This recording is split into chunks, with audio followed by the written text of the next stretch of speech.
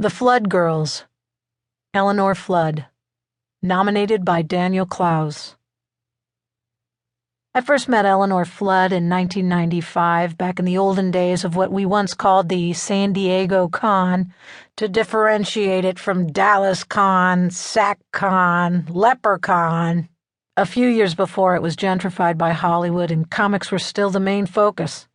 Off in the indie alternative underground ghetto corner, it was me, Peter Bagg, Joe Matt, the Hernandez brothers, Ivan Brunetti, the usual gang of idiots. We'd sit at tables with our art spread out, praying that Matt Groening would come along and buy something. We were strong believers in noblesse oblige. For long stretches, nobody even glanced our way, and the only time we got anyone was when the line for Todd McFarlane was so long that the occasional bearded man-child would shuffle a few steps off his path to deliver a disdainful glare or perhaps use one of my originals as a coaster for his drink. It was during a soul-numbing moment of career introspection, such as this, that an anomalous young woman emerged from behind the crowd. She had good posture and wore a dress, an actual dress, not a troll queen dress. She was apparently a fan of 8-Ball because she recognized the pages I was selling. Ghost World, that's the cutest, and I can't believe you're selling ugly girls, it's super cute. Cute wasn't a word I usually heard in relation to my art. Ew was number one, followed by why. I saw her turn to survey the now endless McFarlane line. I suppose I should feel sorry for them, she said. What's the point in that? I responded. They don't even know they're sad. We discussed whether this gave us the right to hate them and agreed that it probably did.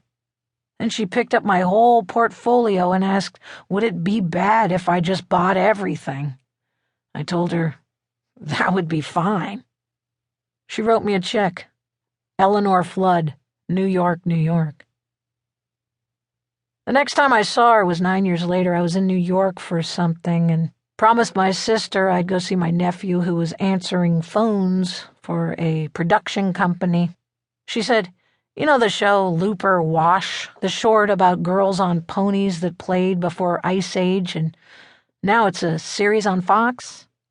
I had no idea what she was talking about, thank God. So I just said, what's the address? I went to a building in Soho, which sounds impressive, but surely was not, and walked up to the 4th floor. Apparently, everyone was in a screening down the hall because the place was deserted. In a corner office, I saw a drawing board with a big mirror propped in front of it. That struck me as exactly the kind of egomaniacal, solipsistic self-focus I so admire in myself. So I went over to explore further. On the drawing board, along with viciously mean doodles of Fox executives, which instantly endeared this person to me, were colored pencil illustrations. They were busy and pretty, full of soft tints and deliberate expressions, which aren't qualities I usually go for. But they were also disturbing, and not in the usual ironic jughead with a crack pipe way. They were disturbingly sincere. I heard a bubbly voice. Dan Clowes! It was Eleanor Flood. It turns out she was the animation director at Looper Wash, and my nephew had told her I was coming. She pulled out the portfolio of my art she'd bought years before. Do you want any of these back? She said. A lot of them are probably worth a fortune now. I feel bad. I could cry sometimes thinking of how little I paid for them.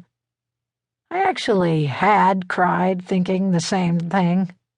I told her she could keep them. She saw me looking at her drawings. I know, she said. Aren't those super cute? Yes, they were, I said, studying them for an awkwardly long